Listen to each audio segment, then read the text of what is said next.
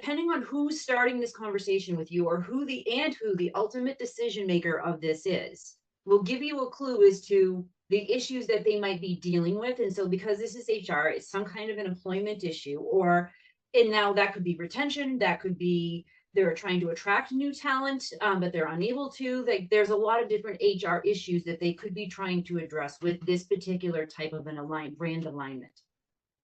And so that's the kind of question I would ask is, what initiative are you trying to support by aligning your brand with our message? The question to ask is, when you've had to make these kinds of decisions in the past internally as an organization, what does that process look like and who gets involved and when?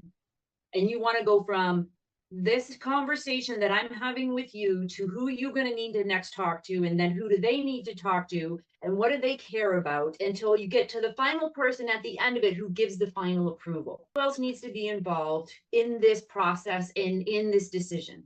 So you can go through some of those phase questions, like when you worked with partners in the past, what was that like and who were they? And because the last question that you want to be able to get to, and so make sure you leave enough time for, is that how does this process typically work? The leading question, if you ask about the partners that they've worked with in the past and how they worked with them and how that decision was made, it could have been 2 years ago. So you never know, because sometimes internal buying processes change. Never assume how they did it in the past is how they want to do it now. You can go on the career sites.